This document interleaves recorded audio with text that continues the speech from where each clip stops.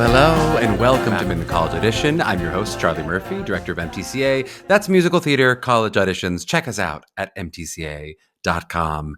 And today we've got the legendary Mary Mitchell Campbell on the show. For our newer listeners, in these artist episodes, we aim to explore different paths to success that artists have forged and tease out how their education has helped them blaze that trail. We get into a really great conversation about some of those specifics with Mary Mitchell and some of the paths that she's forged for herself, and kind of a number of great holistic conversations about success in this industry in general, kind of how you mix hard work and improvement on your craft with who you are as a human being and how you want to change the world in some of the ways that Mary Mitchell has.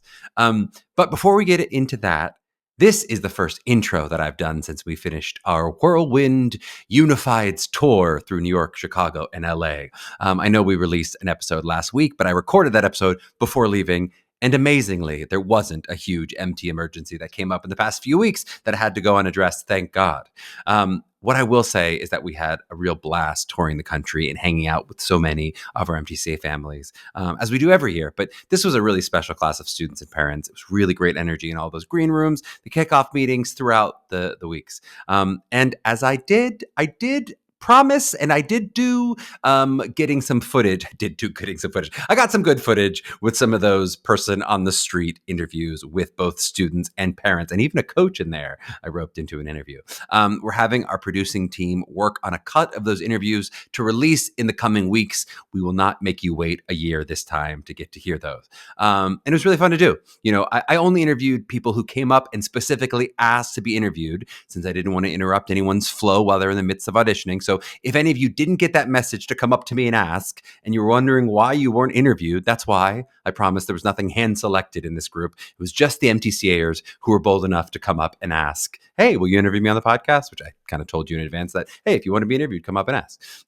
Which really is a great lesson for Unifieds in general. The fortune favors the bold in coming up and go behind the table and ask for what you need. So those who did, congratulations. And if you're really disappointed that you didn't get to be on the podcast, I'm sorry. There's always next year. You have to go be famous, and then I'll have you on the podcast after that. And speaking of this, of Unifieds, I did want to do a quick shout out to our non-MTCA listeners who came up and said hi as well. I know that can be a bit of a daunting thing to approach a relative stranger, but I'll say it again. As I've said before, I always really appreciate hearing from people who have benefited from the podcast, whether or not you choose to use MTCA. Many of you joyfully came up to me and said how much you enjoyed the pod. And maybe you expressed how or why you did the process on your own. But then a few came up like sheepishly, like there was something wrong with your choice not to use MTCA. And I just want to say permanently for the record, I hope, our regular listeners have gotten a sense of who we are as a team from all these conversations. But just for the record, we are not territorial or possessive or exclusionary in any way. Something that we really take pride ourselves in. If we're there at Unifieds, we're there to support everyone, and we wish everyone, MTCA and non, the most success possible. So there's never any negative feelings on my end of explain yourself. Why didn't you use MTCA? It still kind of amazes me that not everyone is like this. As I think you've heard in these conversations, you continue to hear in these conversations with professional actors, this is the MO of the professional world in the theater business. We are all artists supporting artists. The number of stories of auditioners lending things to other auditioners to help them out in a tough moment, those would blow you away. That is the exception, not the norm, or that is the norm, not the exception, that you're going to hear people helping themselves out. It is odd when you hear someone sort of tear each other down in the professional world. But I sometimes forget in the high school world that this isn't the standard, that there are people, especially in this high school world, for whatever reason, who are more insecure and who are more territorial and operate more from that place of lack, as if somebody else's failure will be their success. And I'm just a firm believer this is not the way to go through the world and be a successful artist. And we certainly try to lead with that at MTCA, and I try to lead with that personally. So I'll just say I was happy to answer strategy questions and guide families who were non-MTCA whenever I encountered them. It happened a number of times. And I'm always a bit shocked when families will express that they feel like they're cheating on their home coaches, or in some cases, some people told me they were told by people that they had to be exclusively interacting with only them, as if the answers all exist in only one place. It's just not the way the world is. And I think you'll find this becomes really clear to everyone once you get out of the toxicity of high school. So if any of you are listening out there and you're feeling some of the chains of that toxicity, if you maybe have a high school director who's telling you, don't talk to anybody else, I have all the answers and you're one of my kids, only talk to me. I'll just say, if you ever see me or anyone from MTCA out in the world, please come up and say hi. And we are happy to help you for free, even if you aren't technically one of our MTCA students. I just think there's enough difficulty in this world and in this process without adding in unnecessary stress on top of it. So I don't know. I guess I just wanted to say that out loud. If you're listening to this, you are part of the big tent of artists trying to make it in this world, even if you never happen to spend any money with MTCA. I mean, you are giving us literal pennies with your download. So we'll call it even at that point. But part of the reason for starting this podcast, beyond helping our MTCA families, was to try to demystify this process in general for the broader public and help out families that might not have the means to use a coaching company or aren't even sure if there's a place for themselves in this industry. So I'll just say there is a place for you in this industry if you want to be here, for sure. And that dovetails kind of well into our interview with Mary Mitchell, who founded Arts Ignite with a mission to empower young artists in underserved communities. Not so dissimilar from what we're talking about there. But lest we get into all that ooey gooey talk without any hard sell from me, you thought you were going to get a whole intro without any sells of the forces of capitalism. I will say, our junior intensive in person this weekend was a huge success. Congratulations to everyone who participated in that. And it was so exciting to see so many of our current juniors there. I will talk about it a little bit more in the takeaway, so I won't spoil too much of that. We're going to talk about one of the things that happened this junior intensive. But I will say that there's exactly one spot left for the online version of that junior intensive. So one spot left in our online junior intensive, which is happening this weekend as we release this on February 22nd and 23rd. If you're hoping to jump into that, please pause this podcast, go sign up at mtca.com, and then only after purchasing can you continue listening to this podcast. That spot may be gone before this episode is over.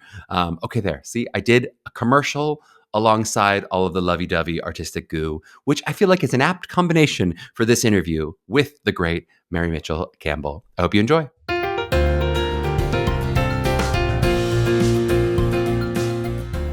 Well, we are so excited to be joined by Mary Mitchell Campbell. Mary Mitchell is a multi-hyphenate, a woman of like 9 different careers, a conductor, music director, orchestrator, composer, arranger, as well as an activist and executive director, a one-time executive director, a woman of infinite hats.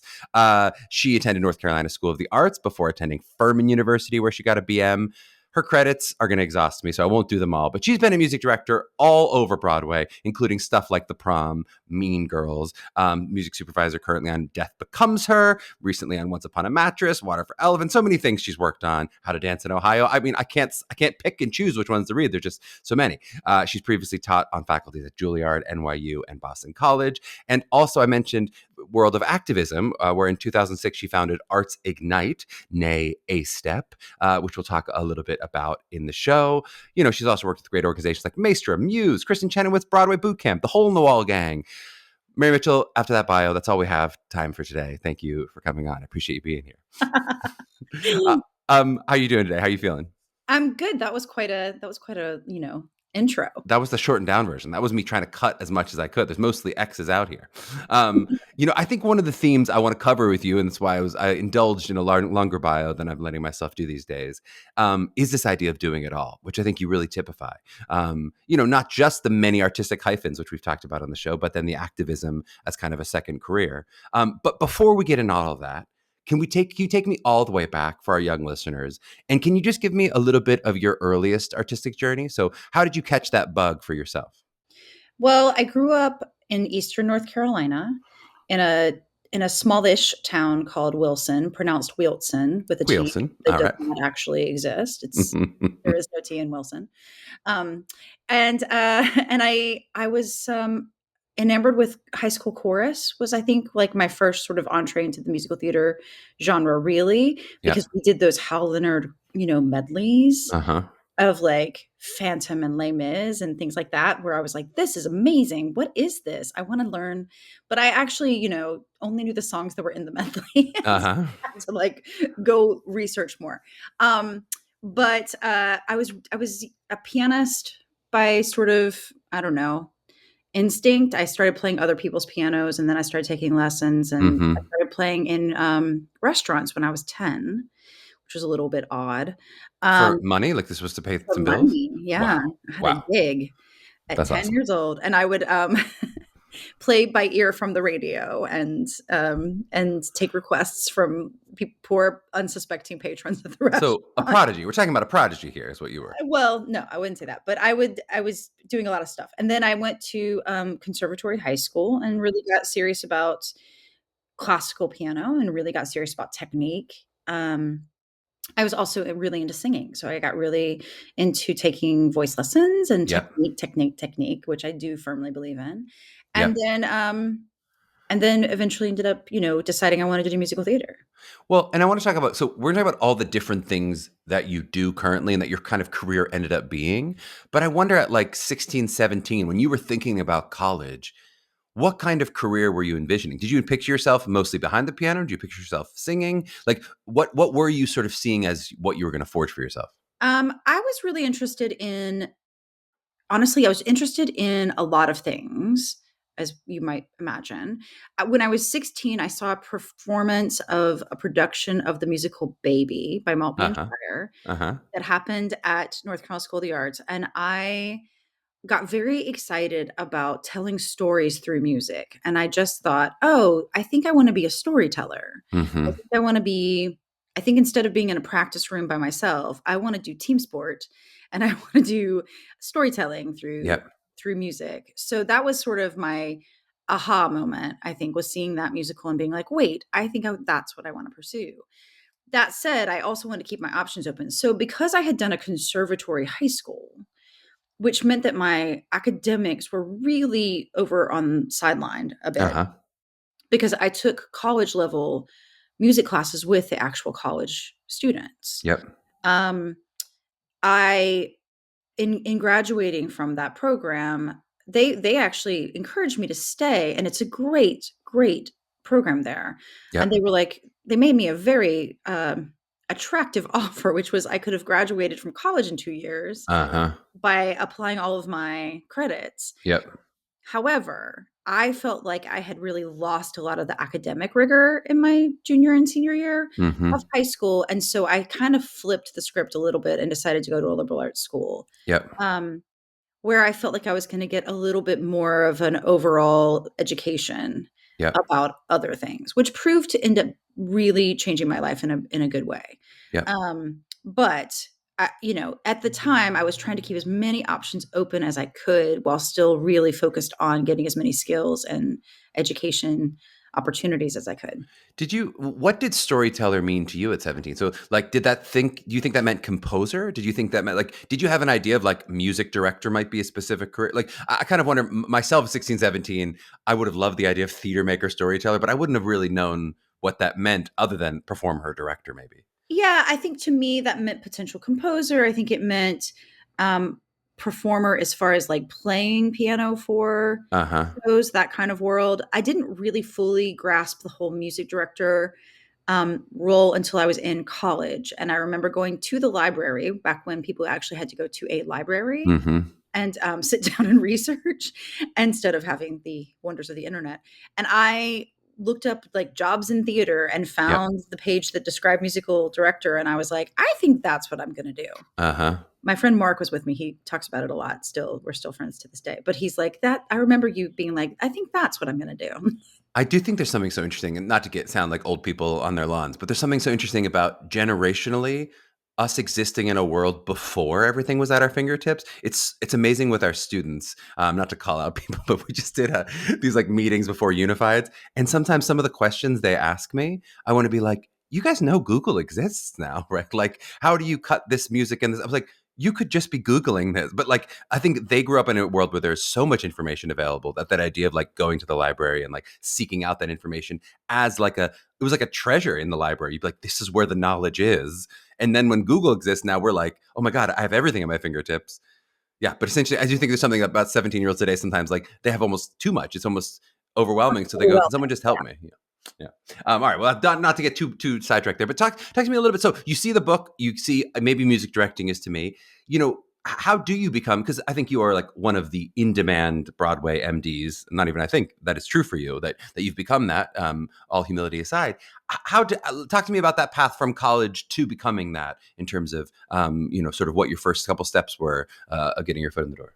Right. Well, I moved to New York. I made the decision to move to New York after college, which I will say was not viewed very positively by anyone. Uh huh. Meaning There like your family? no one in the family, no one at my school, like pretty much no one thought that No this one in Wilson enjoyed this no one choice? at Wilson, no one from college was like, great idea. Uh huh. They were sort of like, interesting idea, feels very risky. And one of my favorite professors at college actually really sat me down out of love and said, I'm very worried about this choice for Yeah. you. You have all of these other opportunities because people were trying to recruit me for a bunch of different kinds of things, but they weren't musical theater. Right. And he was like, I think this feels like you're throwing all of your eggs in one basket, as if you will. And it's not, I've watched people do this and it hasn't gone well. And Uh huh. I fear for you on this. And I said to him, it was a really helpful conversation. First of all, because he was coming from a place of love, Yeah. and he wasn't trying to be discouraging or critical. He was just genuinely concerned.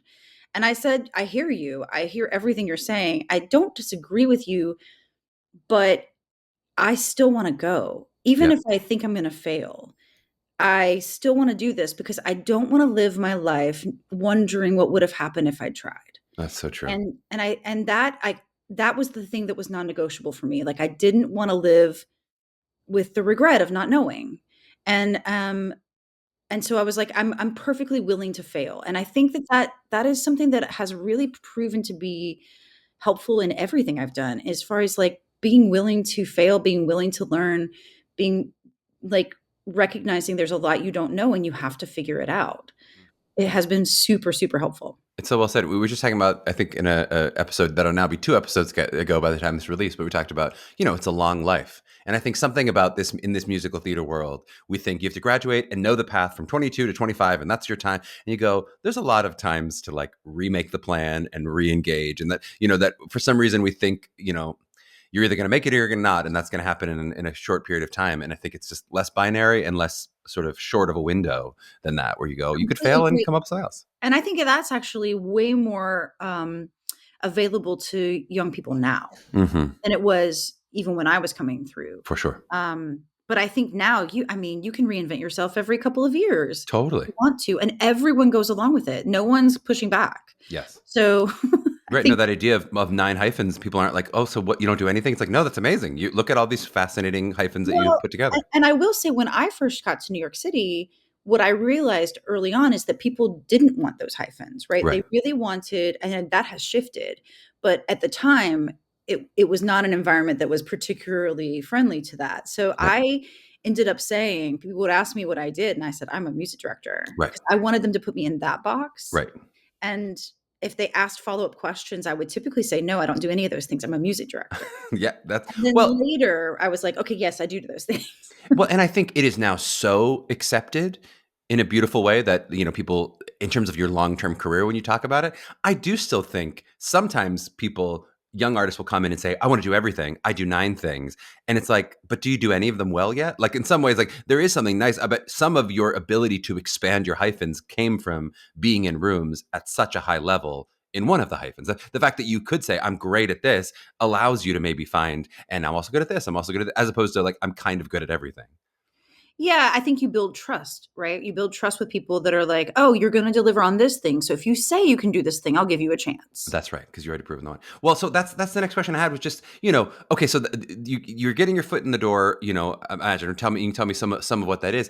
I guess I'd love to see like what allowed you to, when you say I'm a music director, what allows you to be as successful as you were? I mean, do you think it's about the success of the shows that you're on, and like actors often, it's like, well, that's kind of exciting. Are you displaying a talent that they're seeing that they go, well, that's really good regardless of the success of the show? Or do you feel like it's more about relationships? Was there one of those things or something else maybe that makes you go, here's what led me from job to job was me doing what? Wow, that's a all-encompassing question. I would say I think I would pinpoint 3 things. 1, I sat down and I looked at what the skill sets were that I thought were important to be a great music director. Yeah. I made a list, and then I started having honest self-evaluation moments with myself to be like, Uh-huh. "Okay, this is what I already bring to the table, and this is what I really have to start figuring out how to practice or work on by myself," which is its own challenge, right? Because it is such a being in a show is so different than auditioning for a show, that is so different than training for the Yeah. skill sets required to do those things. Yeah. Um, Can and you give me an so example of that before? I know you have 2 more things, but what's like something that you thought about and worked on, you said, "Hey, I need to get better at this," and then you did? sight reading. I knew that if I was gonna be a competitive audition pianist when I got to the city, I needed to be a good sight reader, so I Yep. spent, you know, 30 to 2 minutes to an hour every day opening scores and just sight reading. Uh-huh. Yep. Um, which is one of those things that just feels terrible when you're doing it. Mhm. It's really not a good ego boost, Yep. and so, but it's, like, the only way to get better. It's Yep. the only way to get it's the only way out is through, as they Yep. say. So, like, you just kind of have to live in that discomfort, Yep. and that was one of the Willingness to things I fail. did. Yeah. At the time, transposing was, like, a big skill set. It's less so Right. now because we have Because of digital computers? Yeah. abilities, yeah. Yeah. But at the time, I would practice transposing. Yep. So those kinds of things. Yep.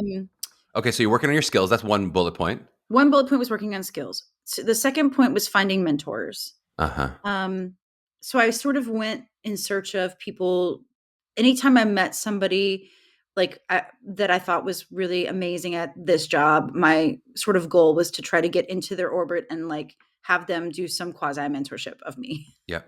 Which how does that work? How, I know a lot of young students would be like, "Hey, hi, it's nice to meet you. Can I take you to coffee?" And you're like, "Oh gosh, I got a lot of coffee in my life." But Yeah. how do you get in? How do you sort of how get that foot in the door to become I've a I've mentee?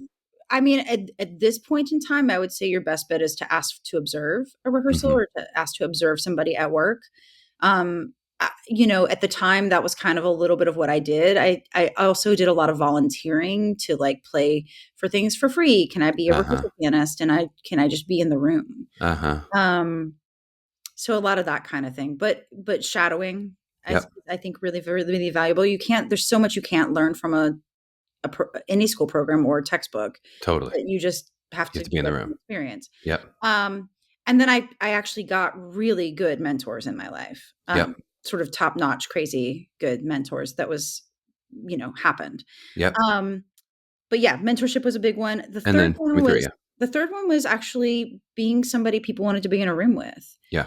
Um, and to me, recognizing that people are going to do their best work when they feel safe. So trying to help make sure that people felt safe, Yep. that actors I was working with, that was just, those soft skills or something that I really spent time on. And I really And felt, did you work on those the same way you worked on sight reading? Like, were there things where you're like, "Hey, I need to think about yeah, I this did. is kind of a part of my personality I don't want to lead with if I'm, gonna be I easy know to I work with." really did. I took an auditioning class as a Mhm. performer, even though I was Uh-huh. never going to audition Smart. for anything or Just to ever. understand their side of things a little To better. Yeah. understand what it was like to have that anxiety, to understand what it was like to have that nerves, to Yep. understand how to better prepare people for that, Yep. and also to be more empathetic on the other side of the table. It's so smart. It's so You know what smart. I mean? But, like, it was a painful experience to put myself through, but it was Yep. so rewarding. Well, and we may talk about the flip side of that for actors in a second here about how they collaborate. So smart that you did that. But I wanted to just, and maybe this is evident to people, but what the foot in the door for you, it sounds like, as in a mentee relationship was about rehearsal accompanying. Was the foot in the door for a lot of these places like being an audition accompanist? Was that the way that you sort of got your way in and Yes. then eventually built up to say, hey, I might actually be an MD? Yes, I started out playing a lot of auditions. Yep.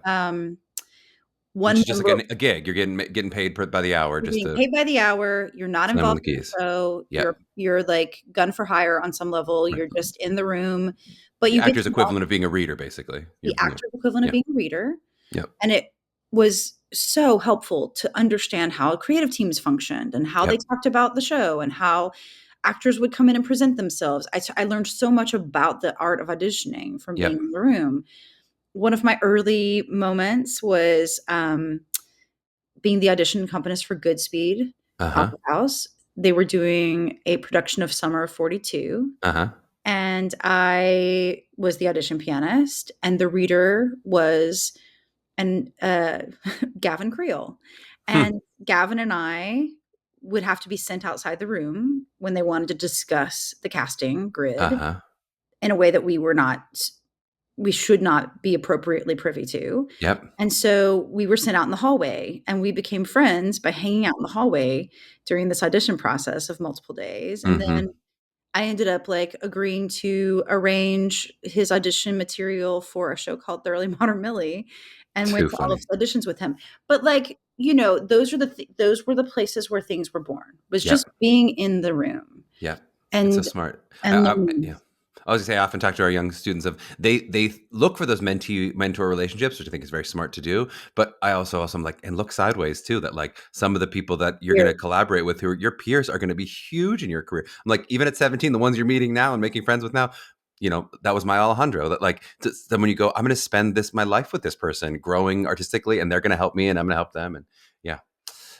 Could we do a little bit of just for people who've not listened to maybe Tom Kitt's episode? We've had a couple composer and music directors on the show, but just for the percentage of our audience who are less familiar with like, what does it mean? I know what it is to play piano, but what is a music director? What is a composer? What is a conductor, a vocal arranger? All these different things that you've done in a show.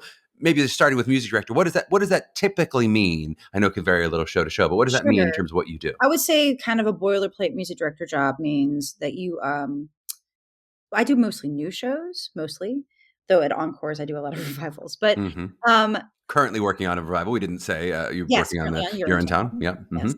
Um, so um, so typically you get involved with the creative team. If it's a new show, you're part of the process usually from the very beginning. Yeah. Um, which goes through a developmental process of like a table read of a new script and score, and then that graduates to a 29-hour reading that you are in charge of casting, teaching, playing for often, Yep. playing the piano for typically, because you don't have a orchestra or small band at that point. Yep. And then it goes into workshop phase. That can be multiple workshops. It can go out of town. That can be Yep. one or two out of town. So, there's a whole process before it goes to Broadway.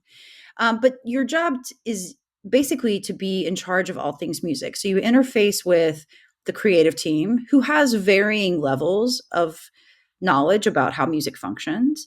And so you kind of have to get a read on like what they know, what they don't know, how to help them fill in the gaps, help set Hmm. expectations about, especially like when you're in previews for a Broadway show, you have to set expectations about what changes can happen and how quickly they can happen from a just, you know, logistical standpoint of Right. like getting the material, writing it down, getting it to a copyist, putting it in front of a band, rehearsing the band, like, Yep. all of those things. So you set a lot of expectations. And then the casting process, obviously you're integral in the casting process. The rehearsal process, you really teach the material. Yep. You decide where the dynamics are going to be and when the cutoffs happen and what the tempos are, Yep. in collaboration with everyone else, but it's largely your department. And And then it's both to band and singer, so you're sort of in charge of both the voices and the music. you have like separate, you help pick the band, and then you Yep. rehearse the band separately, and then you bring everybody together at the Zitz probe. Yep. And then during previews, you make all the changes and put them all in and Yep. conduct a different show every night and help keep Yep. the actors from losing their minds. And you're also looking out for the mental health and vocal health of the acting company. Uh-huh. Um, so that's a separate component as well Yep. that I take quite seriously. So it's a very interesting job because there's so many areas that you're kind of watching and covering and trying to triage. Yep. And in many cases, as you get better at it, I sort of now have the ability to more like jump ahead and get the stuff out of the road before we hit the roadblock, Uh-huh. because you can see it coming. But that's only from learning through through Yeah, experiences. through after your To be 12 like, shows or "Oh, I whatever don't it is, ever yeah. wanna repeat that experience, so next time I'm gonna do this," Yep. which is a Totally. constant postmortems on every project. It totally makes sense, and, something that I don't think I realized until getting to New York, right? I know I didn't, just how different the band can be from night to night when you're talking about depending on the show that, actors see actors going in and out and swings and that kind of thing, but the level of which it seems like the You band's don't like see the subs every other show. underneath. Yeah, Yeah. they're underground. Yeah. They're under the surface of the water, if you will, and so yeah, and that can be a whole separate Yeah. yeah. I mean, that's a whole other thing, is just the mechanisms of running the orchestra, dealing with the union, staying Oof. compliant, prepping subs, firing subs. Yeah, it Bring, seems I like mean, they have a stronger union than we do too. It seems like whatever they're getting, they get more outs they have a than very strong actors. union. They have a very strong union. Yeah, only actors sadly have our weak union. But talking from the actor's perspective, you mentioned the integral in casting. I both want to hear it from a casting perspective, and also just with working with so many amazing singers, which I think has been a real specialty for you. You mentioned Gavin and Kristen. Some of these people, or I mentioned Kristen, but some of these people that you've had these really the relationships with, where you will have a collaborative relationship. As we record this, our singers are just finishing up their big college auditions. And, we often talk about this time of year of what it is in an audition to like quickly make that bond and quickly be like, hey, you're my partner here, accompanist. We're about to do this thing for my audition, but you're going to be my helper, right? I'd love to hear both with those auditions and then with those longer term relationships.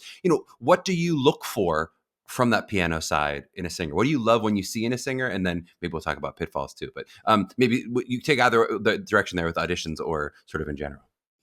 From an auditioning perspective, like if I'm playing for someone, I love people who make choices that are clear enough for me to know what they're doing, Mm-hmm. and are not looking to me to like guide them through, but are really doing that collaborative dance, right? Yeah. Like people who have an idea of, it's that thing of like knowing what you want to do, but also responding to what I'm doing. So Uh-huh.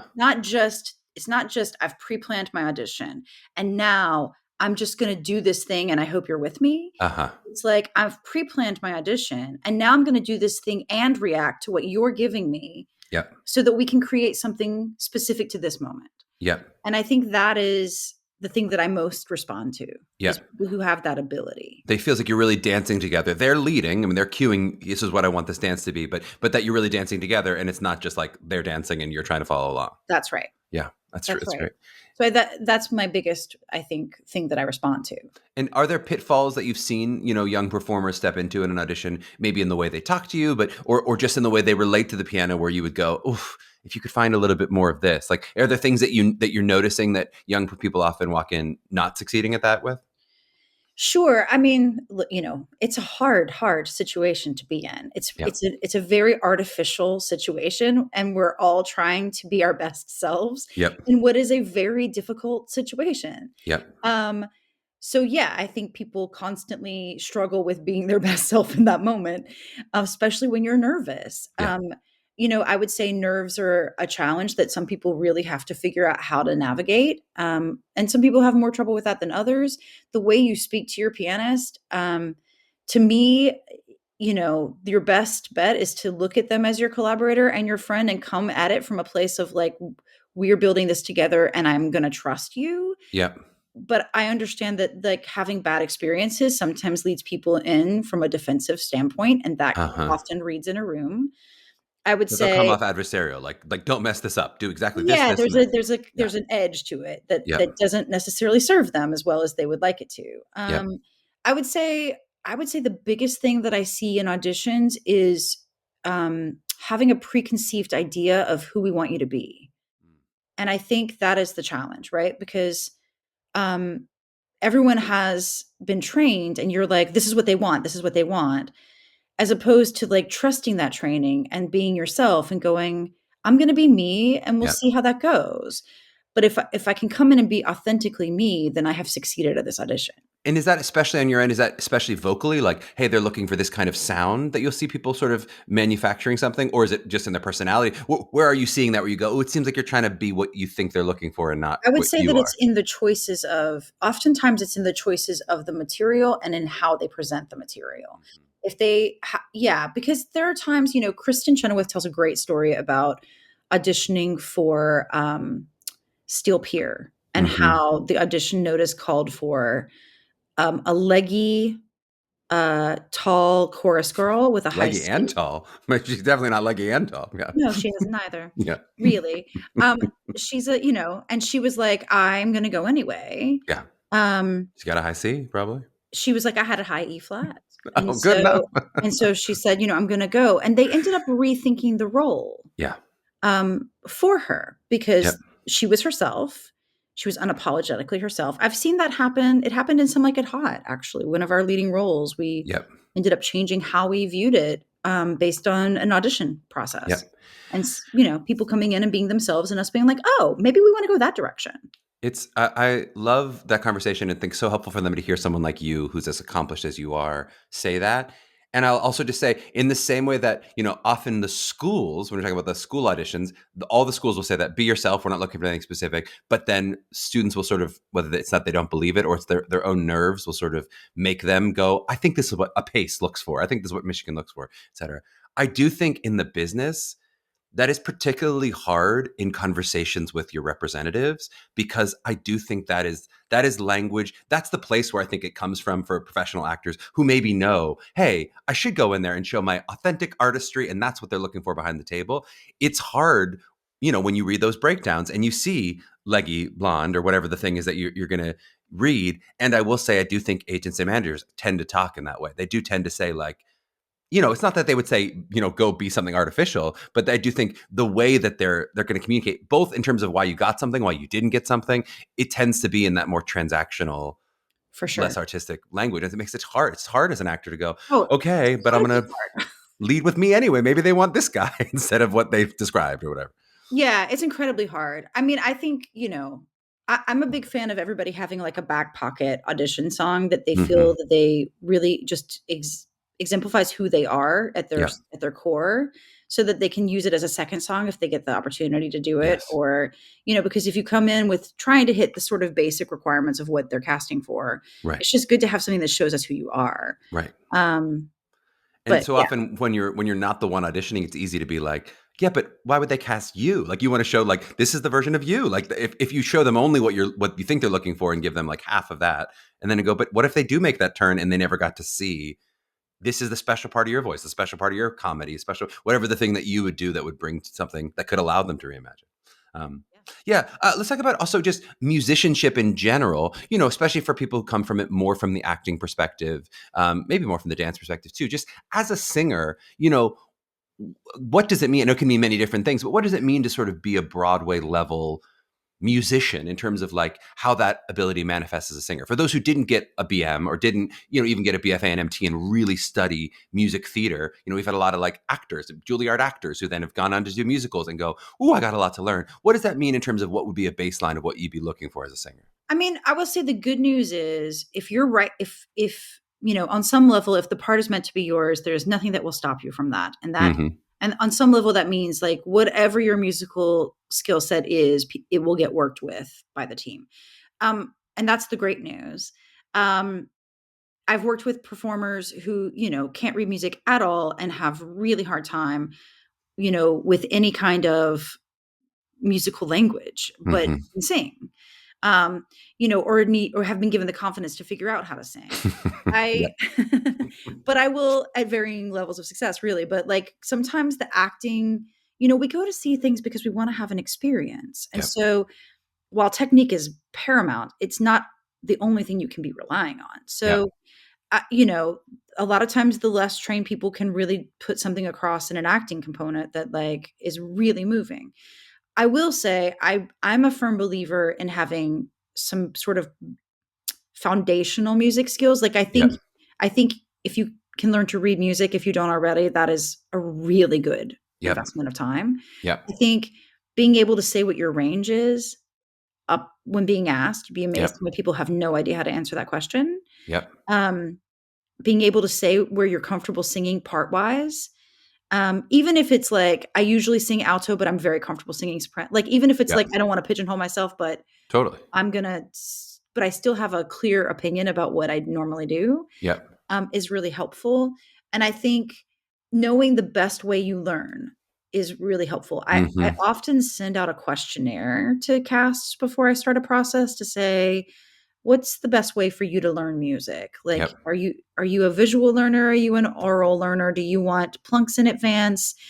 You want, like, what's the best way for me to support your process? And for you, does that also often involve saying, Like, would you help with literal vocal technique, whether that's recommending, hey, you could take a couple lessons, or would you actually help with that vocal technique with Absolutely. people? If people flag it to me, I do, and sometimes I flag it to them. Right. I'll say, "Hey, I think you would benefit from working with somebody that specializes in this, Yep. and here's Maybe some it's a new names." style. Maybe it's Yeah, something. Yeah. here's some names. Or I'll say, "Hey, do you wanna come in and meet early or stay on the lunch break, and we can look Yep. at this moment that I feel like," and I'll jump in a voice teacher kind of way. Yep. It just depends on the person, and having a sense of, like, what they know of their own skill set. Do they even have a voice teacher in their team that Yep. they might not see regularly, but they might be able to go to if they're Yep. hitting a roadblock? Those kinds of things are important.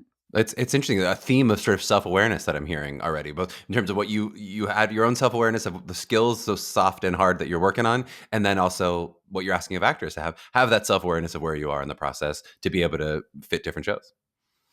I think so. Okay. Well, let's take a quick break. And on the back end, I want to talk about these other careers. We've only been talking artistically, but we got activist and administrator and all these exciting other careers to get to. So we're back in a flash with Mary Mitchell Campbell. Okay, we are back with the singular Mary Mitchell Campbell. So, okay, we're going to talk about the founding of A Step, now Arts Ignite. Will you tell us a little bit about that origin story and sort of what drew you into that kind of work? Sure. I guess it started because I was in New York City. I was doing, a lot of work in the musical theater world, and I hit this place where I felt like there had to be. Well, first of all, I will say the nature of the business is very self-absorbed Hmm. by its own definition. You have to be self-absorbed to We're make talking about yourself. self-awareness. Yeah, but Yeah, that to is make yourself self-absorption a a lot of it. product, Yeah, right? Like totally. you are a product that you are trying to sell Yep. in an industry. A And competitive that industry. Yeah. involves an enormous amount of self-absorption, which I Yep. didn't love about myself. My college studies that I ended up doing, I did a lot of work in the sort of sociology space and in the around income inequality and around Hmm. sort of people experiencing homelessness and a lot of like poverty studies. Hmm. And so I was deeply interested in that, and I kind of hit a place where I was like, I need some kind of massive change. So I ended up going to India and spending 4 months working in orphanages, Hmm. doing teaching music and English. And this is when in your career? This is you've already been a Broadway No, music director? I No, had so not. before. In fact, ironically, I had I got a call from a very important producer Uh-huh. saying, "Hey, we would love to have you come in and meet with us about taking on this big shiny Broadway show Mhm. as a music director." And I was like, "Wow, this is amazing." Like they just called me and asked, Mhm. because you don't it's a very odd industry. So Yep. you don't like, anyway. They called and I said, "Great." And then I realized, wait, I'm getting ready to go out of the country. So I called back and I said, "Hey, I would love to come to this meeting, but I also feel like I need to tell you that I'm about to leave the country for 4 months. So I don't know when your project is, but I don't want to Uh-huh. like waste your time." And big fancy producer called and said, "Hey, let me explain what this is." Sort of in the like, when I Right. explain this, you're going to understand why you have to come to this meeting and be And available potentially not leave. Yeah. and potentially not leave the country. And we had a very funny conversation where I said, yeah, no, that's amazing. When is this all happening? Because I leave, within a week and I'm going to be gone. And they were like, "Where are you going?" And I said, "I'm going to India." Long pause. And then they were like, "For a show?" And I said, "No, not for a show. I'm going to go do humanitarian work." Yes. Long pause. This Yep. is not normal conversation for a big Yep. fancy producer. Um, anyway, we ended up agreeing that I wasn't gonna come in. Uh-huh. And I hung up the phone and I sort of did like a check-in with myself and was like, "Wow, that is really not what I was expecting I would choose in this Mhm. moment, having like spent a lot of years building up for what I thought was what I wanted to do. And I'm now at this moment and this moment doesn't feel right. And so I'm going to go to India." Wow. Um, so that was odd. Now, what I find fascinating about that is I went off to India. I had this amazing experience. I left with sort of two truths for me. One was that it was not about feeling guilty for how much I had, but it was about being conscious of how much I waste. Mhm. The second one was that I didn't have the ability to unknow what I then knew about areas of the world, and that my life was not meant to be the same, and that I needed to Mm-hmm. figure out what that looked like. And that resulted in me starting this nonprofit. Um, and then I came back and I ended up getting a meeting with another director who called and said, I'd like to meet with you. And said, I'm interested in talking to you about this project. And I went through the interview process, pretty sure that I wasn't even really in consideration. So I was Mm-hmm. answering my questions very honestly and Mm-hmm. authentically. And then ultimately got a job offer. And that was with John Doyle on the musical company, Yep. starring Elizabeth Stanley Starring Elizabeth Stanley and was co-starring Raul Esparza. I and think he was sort co-starring of the Raul second. Esparza. Yeah, yeah. And so and so and so I ended up having these meetings with John Doyle where he offered me the job, and I did not say yes right away, Uh-huh. because I had like come back and started this nonprofit, and I felt Uh-huh. like, oh no, I've now committed to this thing, and this is a big job. I don't know if this is the right choice. And I had this great conversation with him where I explained all of this, and he actually just sat and listened to me. Yep. And at the end of it, he said, well, I think that's all great. I don't really understand why that prevents you from doing the show. Yep. And I said, what do you mean? He said, well, I would support you doing both. I just don't understand why Yep. you can't have the nonprofit and do this project. And it blew my mind. Yep. It really blew my mind. I was like, oh, I don't have to choose. You're saying I don't have to choose. Um, and that was kind of the beginning of me understanding, like, oh, okay, I could be the hyphenate Yep. situation. I could make this work. I just have to, figure out how to make it happen. But it was I look back on that conversation and how pivotal it was often. And the thing that Yep. I think about so much is is that it took someone else giving me permission Yes. to do this thing that was always in my grasp. Right. I just didn't know how to give myself permission It's so at that interesting, time. and it's so interesting that, well, I mean, this is new information to me, and the timing of it. I think I'd assumed already that you had some big breaks at the time that Arts Ignite had was founded, or ASTEP was founded at the time. It's amazing to me that you were able to find that balance and that those life choices, and that already you had the strength and the confidence to say no to that first producer. I think something people do often find for themselves, especially actors, will find that for themselves after they've achieved a certain level of success. Then they'll start saying, no, I got to go to this family wedding. No, I've got to prioritize my own life and whatever the thing is over my career. But I think it's most young performers do come from a more of a scarcity mindset of, when the person says, It's here's why definitely you'll have Yeah, to. of course. It's definitely a scarcity mindset. And it wasn't like I wasn't willing to work really hard and pay my dues. It's just that when Totally. those moments hit and I checked in with myself, I was like, oh, I value this over this in this moment, and I have to trust that. Yes. But I will also say the irony is company was like a hugely transformative job for me. Yep. It introduced me to Sondheim, who became one of my mentors. It introduced me to an enormous, new group of people that became Yep. my longtime collaborators. Yep.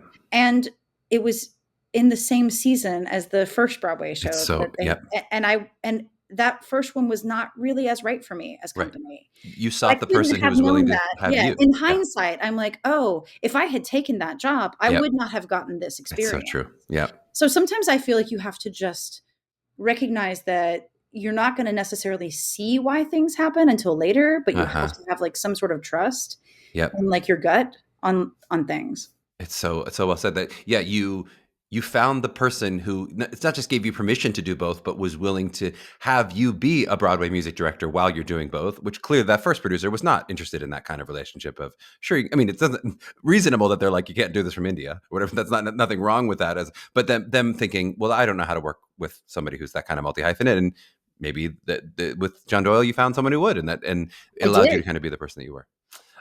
I want to ask that question like as logistically possible and as probably 1,000 different ways of, I still don't understand, and maybe John did with the vision at the time, how you possibly made all this work. So what does that literally mean as you are founding and, when you're the executive director of ASTEP and now Arts Ignite, that was like clearly a full-time job, and your MT Oh, yeah. career was more than a full-time job, before we get into the intricacies of all the other different hyphens you're doing. So what did those days look like? How did you balance it all? How did you do it all? I mean, I look back on it, it's very funny to think about, but I will say I am blessed with the ability to survive on very little sleep. Uh-huh. And I don't think that that is true for all people, obviously. Yep. But I was someone who was like, okay, I can do 4 hours a night and be fine. Uh-huh. And that's basically what I did for Yep. about a year. Um, really significantly. And that, so there was very little sleep happening, and an incredible amount of like focused work. I Yep. would compartmentalize. I was always kind of like on every 10-minute break, I would be working on the Wow. nonprofit, on the, you know what I So mean? it's Like not it like was sort of, daytimes and nighttimes. It's like both happening at both at the same yeah, time. for Uh-huh. sure. So it was a, it was a really all encompassing, and I had no life. There was a lot of sacrifice involved, I would Yep. say. And it's In not terms of like personal something. life. Yeah, there was Yeah. no personal There's no life, and personal I life. don't know that I would It means your job is. recommend it for Yeah. most people, right? Like, you have to be pretty passionate about it. But Yep. I will say I was really passionate about it, and Yep. so it fueled me. I think when you're really passionate about something and you love what you're doing, the work part of it doesn't feel as laborsome as it does for, like, other jobs, right? Yep. So, like, in that regard, I was kind of flying high on the creativity of it all and on the sort of feeling like what I was doing was mattering. I also found for myself, I would say kind of two big things with that balancing. One was you can have all the technique in the world, and if you don't have something to say, it doesn't really matter. Mm-hmm. And so what I found was like through my nonprofit work, I really felt like I had so much more to say, Mm-hmm. which really played into the technique. And then the second thing was, working on humanitarian work is so kind of life and death and dire and intense, and can be really overwhelming in its profundity, Mm-hmm. and so it was great to go play make believe, Mm-hmm. as a contrast. And similarly, people in the theater would sometimes like to elevate, not for nothing, we're dramatic people, and Mm-hmm. so like we would like to they would like to elevate things to feel like life and death, and I would be like, y'all, this is not life and This isn't death. it. Yeah, Like, that's right. We're we are making make believe entertaining here. some people Yeah, and yeah. it's really great, but no one's gonna die. Yep. Like, everybody calm down. Yep. Like, it's gonna be okay. And that ended up being really helpful to me in my career, as far as like just being able to really appreciate both sides of that coin. Yep, that's well said. Well, and now I know you've shifted out of the role of executive director for Arts Ignite. I have. Have you found a little more balance and a little bit more ease than in those earlier days in terms of the balance of it all, or is it still truly a grind and a juggle? I mean, I know you also. I'm mentioning these two careers, but also you're all the time going off and doing concerts with people, and you're doing. And I mentioned 6 other organizations that you do stuff with. I mean, I just feel like Yeah, your calendar is never yeah, I ending. mean, I will say it depends on the time, right? Like 2024 was a particularly challenging year for me because, when you get involved in a show, you get involved in the show, and you're if you're lucky, the show continues to develop, right? Yep. Which doesn't always happen. Um, a lot of times you get involved with shows and they don't really go very far.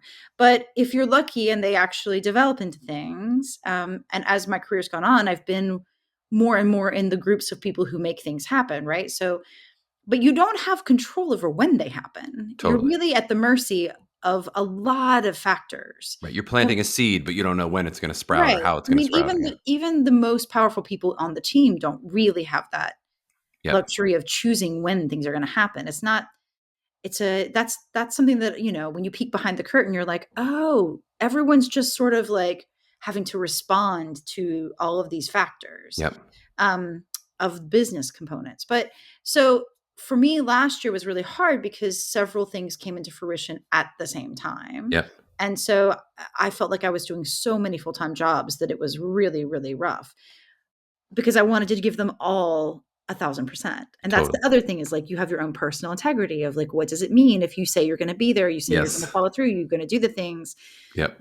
and at what cost are you willing to? So these are the hard questions, right? That come I up. was just talking with Elizabeth about that last night. I was like, they could get your 80%. It's like, I was like, this project of the 6 projects you're looking at right now, I'm like, it wouldn't be. And she's like, I can't. For myself, I Yeah, can't give 80%. we're not built that way. Yeah. And I think that that is the personal integrity factor that Yep. comes into play and can be really challenging to work around. But yeah, so I think, over the years I've gotten pretty good about trying to like figure out, okay, what is the fire of this moment? Yep. And that changes hour to hour. You know what I Yep. mean? Like, and your day can be really, bizarre, and it's like sort of ping-ponging between different things. But, Yep. as long as you keep a cool head and stay focused, and I do a lot of like breaking things down when I get overwhelmed.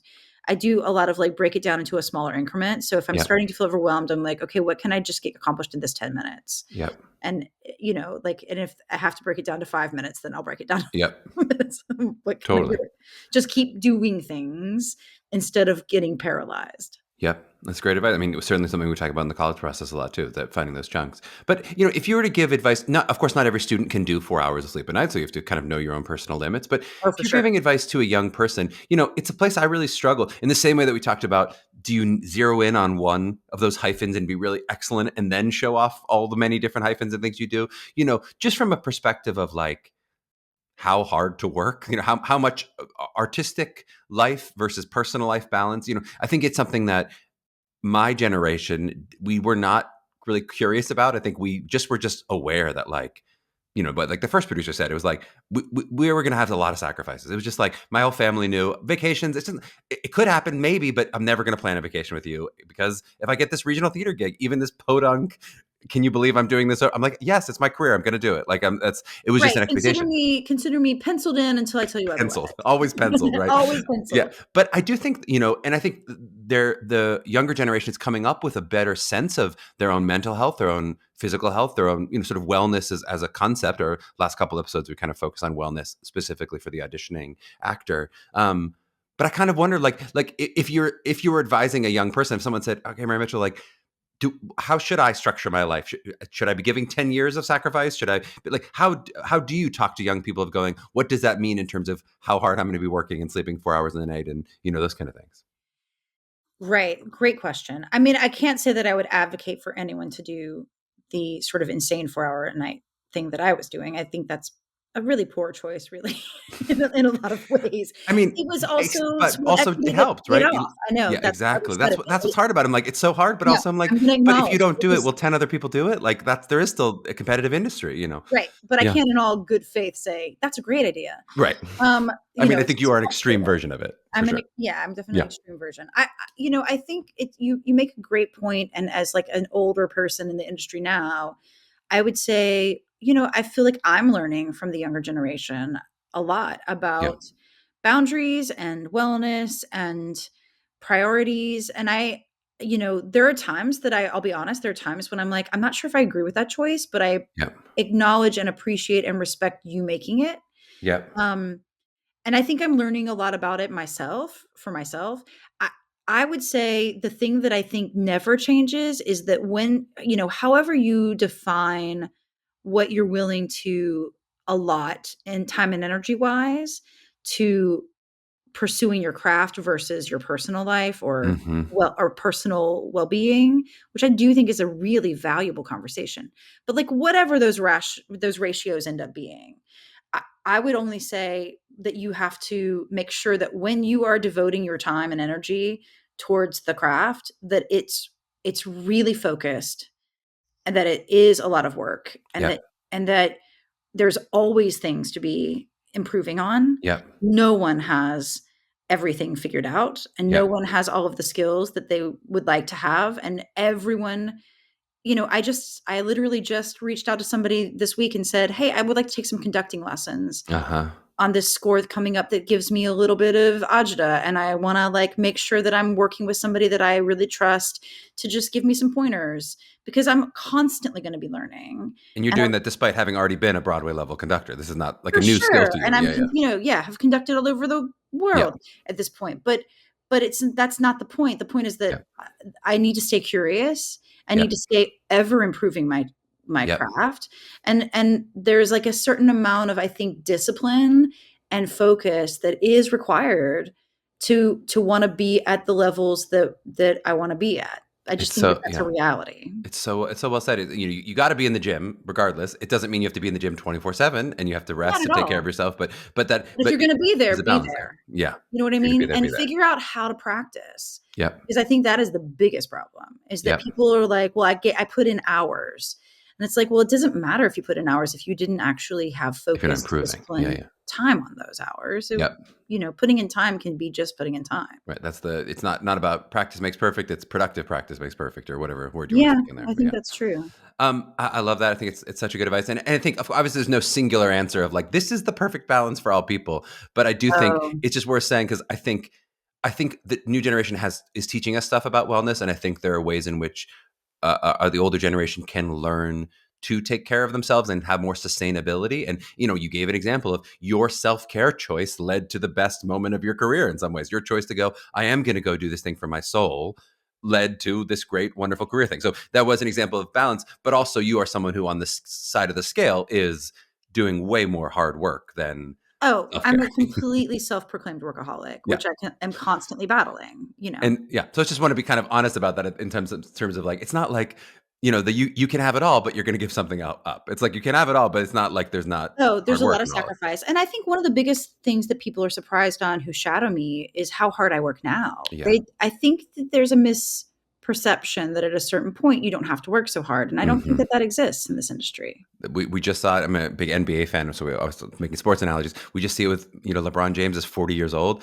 Every person who joins his team goes, I cannot believe how hard he works now, up at 5 a.m., still in the gym, already having been the all-time leading scorer, having already done all the things. He could coast into retirement, and no, he's still working his butt off. I'd love to talk a little bit. One of the other reasons, the big reason I want to have you on was talking about this balance and what you do with so many different careers, and we've only gotten into kind of a couple of them already. But I'd love to just kind of talk in the arts admin world in general. That is a whole subset of our students who will, just realistically over the 15 years, many will get BFAs in performing or get a BA or whatever they get, end up in the theater world, not necessarily as a performer. I would love to talk in your work when you've worked with artists who are holding down administrative and kind of leadership positions, maybe specifically at Arts Ignite, but it could be just across the board. We talk about the transferable skills of a BFA. How did you find hiring or working with people, that you're evaluating the skill set of an artist when you're seeing them in a different kind of role, an administrative role in some way? What a great question. Um, I'm a big believer in how much the arts have the ability to transform us as individuals and us as communities, and quite frankly, heal the world. I really do believe that. That's the mission statement of Arts Ignite, basically, right? It It's offering more is. I opportunity for mean, that. we bring arts to communities that don't have access to them, and we use the arts training to help teach health education and life skills, get kids excited about going to college. Really ignite a curiosity and a belief in imagining a better world Hmm. for themselves and their family. But I would say, my favorite people to hire in those admin roles are artists Yep. because I feel like artists have some real ability to multitask because we have Hmm. to, because of how our training works.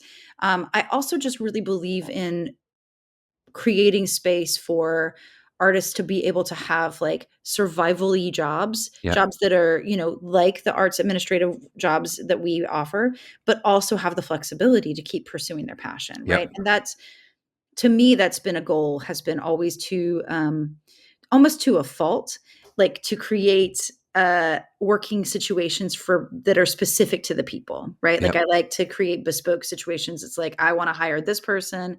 This is what they are trying to pursue in their real life, bigger picture life, and I want to support that and also give them this outlet that pays them a salary but also makes them feel like they're making the world better. Yep.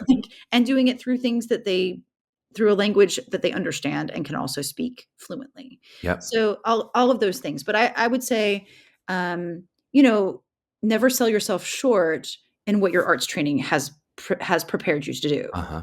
Is there something that you look for, maybe specifically in the hiring process? Basically for our students who think like, hey, I might see myself eventually running something like an Arts Ignite, or maybe just working for an organization in some kind of administrative capacity out of school. It's like, what should they be cultivating on their resume or on their skill set that they would bring into an interview that would make Mary Mitchell say, I want to hire you? I mean, do you care about them having an arts admin minor, which some of them will get literally? Do you look for degrees It that are in certainly that? is not a bad idea for Hmm. sure. I don't think is a requirement in my mind, but I Yeah. think it makes you attractive in that world for sure.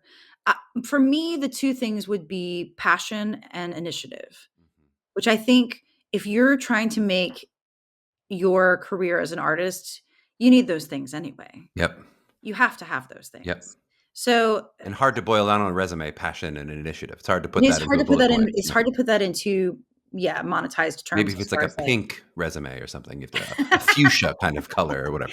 Yeah. But I think what you bring in the interview process, you have to get to Yes. the interview process. But what you can bring in the interview process, and you can give examples of initiative. Yep.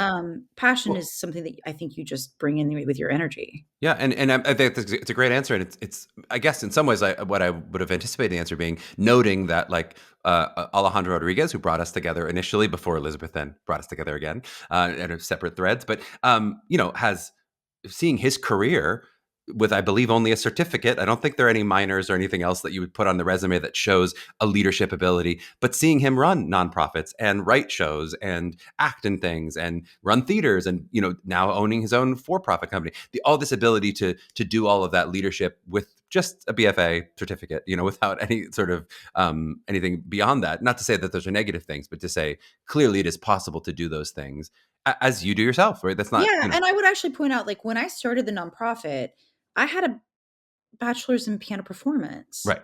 And there was a moment that one of the mentors that I had met connected me with a group of sort of humanitarian sector people down in DC, and I took the train down, and I went through a little bit of a like audit with them where they spent their lunch hour. I paid for them to have lunch. They all came into a boardroom, and they spent the hour looking at what I had created as far as like all of my documents, mission statement, vision Mm-hmm. statements, my website, etc. And they picked it apart. Mm-hmm. And they told me all the things that worked about it and mostly what didn't. I mean, it was Mm-hmm. it was quite brutal, Mm-hmm. but it was so helpful. And I wrote down everything they said. And there was a moment that I felt like the slightest bit of defensiveness where I was Mm-hmm. like, I'm a piano performance major, y'all. Like, I don't know what I'm doing, but Mm-hmm. that's okay. But there was a willingness for me to hear it. You know what I Yep. mean? And I do think that being able to say, you know what, I'm inviting you to be really honest with me. And I Yep. want to hear it, even though it's going to suck. Yep. I want you to tell me because then I know what to go away and work on. And Yep. they did that for me. And it was a life-changing meeting. Yep. And I went away and I ended up doing basically everything on their list. And one of those people ended up saying that they wanted to join the board because they were so impressed that I did the Uh-huh. follow through of like listening to what they had to say and responding to it and actually doing something about it. But I think there's an element of that whole process where I didn't know what I was doing, and I decided to create my own training program Yep. by just researching the programs that did exist. Yep. And that's the thing that I do think, if you're in a school situation that really checks like some serious boxes but then doesn't have other things, you can create your own sort of program that complements where you are. Yep. And I think that, people often forget we have that agency, we have that ability. The information is incredibly available to us, Yep. and you can do that. Yep. You can do that. It's so beautifully said, and I think I think a lot of young people. It's unique to this industry that we feel like, oh, I just have a BM in piano performance. I just have a BFA in musical theater. That we think like sort of what gives us the right to do these other things, what gives us the right to start a company or get. But I do feel like with so many other industries, that's not no. So you have a BA in English, and then you do whatever. You have a BA in math or whatever, but you're not doing math Absolutely. professionally. You're doing other things. That's like, yeah, that we feel a sort of particular defensiveness, I think, because of the nature of how competitive the industry is, that you think, well, what will I be able to do with that degree? And the answer is what you want to do, what you think you can do with that degree, yeah. Okay, let's wrap a little bit with just some advice in general. So you've given some wonderful advice already, but just for a young person, if I'm a 17-year-old listening to this and I want to have Mary Mitchell's career, what kind of advice would you give to that young person in terms of sort of the longevity of what that would look like? I would say get in front of as many people as you possibly can, get into the room and try to be a fly on the wall. To me, that is like your best, if you're trying to be in the music director or creative team world, but I would say that about acting as well. Become a reader for auditions, Yep. shadow people, see if you can just go observe, if there's any parts of the process that you can observe and meet people, then please do that. That Yep. is really an incredibly useful way to learn more. And I would say stay curious. Never never sort of lay back on things that you already feel like you excel at, Mm-hmm. and never shy away from the things that make you feel really, really, really untalented. Because we have a tendency to want to not put the work in on the things that don't make us feel particularly good about our artistic abilities. Yep. And those are the places that need the most focus. Yep. And it really shows how talented and confident you are that you're able to live in that vulnerability, right? It's That's right. scary, but it shows how strong you are as a music director that you're willing to take this conducting, Absolutely. additional Yeah, classes. you have to be willing to be vulnerable Yep. and to not feel good about it for a minute. Yep. Ugh, well said. All right, great place to end. Mary Mitchell, thank you for the time today. This was such a joy to get to chat with you. Thank you. Yes, yes, yes. Love that conversation with Mary Mitchell. What a rock star she is. And, there really are a number of other hyphens we didn't even explore with her. We could have done another hour getting into the specifics of what she does on different shows, arranging for concerts, behind the table, etc. But I'm trying to resist giving you all 2-hour episodes. That said, I'm not going to pretend that I'm going to be quick on these takeaways. It's been 3 weeks since I've done a takeaway, so I'm going to go long here. We're going to do our best. One thing I will be quick on is just to highlight and double click on that conversation about your authentic self and how that carries beyond the college process into that Kristen Chenoweth story with Steel Pier. I don't really need to add to that because we've talked about it so many times before and we really talked about it in the episode, but just double click with a little bit of joy on that. I thought that was excellent. Same double click on that mix of self-absorption and the urge to give back and make the world a better place. We had a nice conversation about that. I spend more time on this podcast focusing on that first, on the self-absorbed part of it and how you improve yourself as an artist. But what a beautiful instinct that Mary Mitchell had to focus on that other side as well, and how cool that it ended up really actually helping her career success. And to that self-absorption part of the conversation, I really enjoyed the talk surrounding that balance of hard work and self-care. We've talked about it before on the podcast, but it's such a tricky line to advise in the abstract to a podcast listening audience in general, because you always do really need a mix of both. Mary Mitchell is an example of a prodigy-like talent who was also blessed with the constant urge to get better. That's like two different distinct blessings, right? But then that hard work and that relentless focus on technique, right? How that mixed with that holistic giving person that she became and the ways that those non-technique related things have really influenced her broader career. In some ways, it's a conversation of like how hard work and really pushing yourselves can mix with self-care or self-development, if you want to put that into a larger umbrella. But I really think it's not like either or, it is a both and, right? The drive to work hard, but also not burning yourself out and running yourself into the ground. And especially I want to say this because we spent so much of January with our seniors talking about health and wellness and the psychology of bringing a healthy whole artist into the room. Now for our juniors and younger students who are just embarking on this process, when you really have so many months to go, maybe the focus shifts a little bit more to the rigor of hard work and what you need to do to grow in your technical foundation and finding the way to do that in a sustainable and realistic way. And I will say that balance is often different for different people. So it's, where do you need the nudge? Do you need the nudge to work harder? Give it to yourself. Do you need the nudge to take a break? Give that to yourself, right? You all heard me in that conversation with Erica about me talking with my therapist, and she's always saying, hey, but where's Charlie in that? Where's Charlie in that, right? Because I'm someone who's always looking to figure out what a given system needs, what a team needs, and how I can best supply what the team needs as opposed to what Charlie needs. So I need that reminder. But there are definitely people in the world who need to focus a bit more on others, right? You have to know yourself and know where you think you need to make adjustments. Again, a big part of this conversation with Mary Mitchell was about knowing yourself, right? Are you the kind of person who needs a kick in the butt to get off the couch? Or do you need to take one activity off of your plate and actually enjoy some more Netflix, right? It is a constant readjusting because that could even change for you within your lifetime. I was shocked at one point during the pandemic. My wife sort of accused me of being a workaholic. And I was like truly, genuinely amazed. I was like, me, a workaholic? Lazy old Charlie is a workaholic?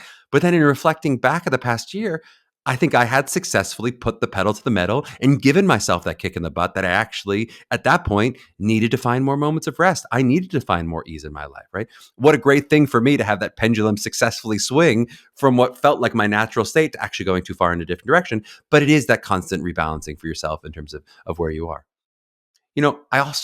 I really love this, was just a brief mention in the interview, but this brief mention of permission that Mary Mitchell brought up. There's so many hallways we can always walk down, but in listening back, I wished I heard that door open, and I wish I'd returned to that hallway to go a bit deeper into that why of permission. She was saying, why did it take someone else to give me permission to be the artist that I wanted to be, right? Why did she need John Doyle to give her permission to be that specific kind of multi-hyphenate artist that she always knew in her heart that that's who she was meant to be? And while she was saying that, I wrote down the phrase, what gives you the right? It's often I write down little takeaways, when I'm listening. And so I wrote down, what gives you the right? Right. And it's something I think so many young artists struggle with. What gives me the right to have a strong artistic opinion, especially when it may differ from the norm? What gives me the right to walk into this room with confidence and self-assuredness that I belong at a program like this, or that I'm the right person to book this role? And then, it's funny, it came back up again in talking about the nonprofit world, and actually then said, what gives me the right? Because it was on my mind, what gives me the right to be in this fancy room with all these business majors when I only have a puny little BFA or a BM in piano performance, right? I do really think it's something really cool about Mary Mitchell's willingness to be vulnerable and truly receive feedback. She gave that example. She truly was willing to receive feedback from all these people who might know more than she did. Something about that vulnerability also forms and forges that confidence. It forges that spine. So she was constantly working towards self-improvement, was constantly seeking feedback. As you mentioned, that was something she was really interested in. And in seeking that feedback, it allowed her to build up that backbone for herself. I'm going to embarrass one of our students. I promise I talk about junior intensive. Here it is. I don't know if they're listening now, but at our junior intensive this weekend, one of our students, and I know both she and mom, these are podcast listeners, so shout out to you, the Aviles family. They were giving advice to our current juniors. So depending when you listen to this episode, this is a current senior who had just finished Unified, had just finished, Chicago Unified, I think is where they were, who had not yet completed her process, right?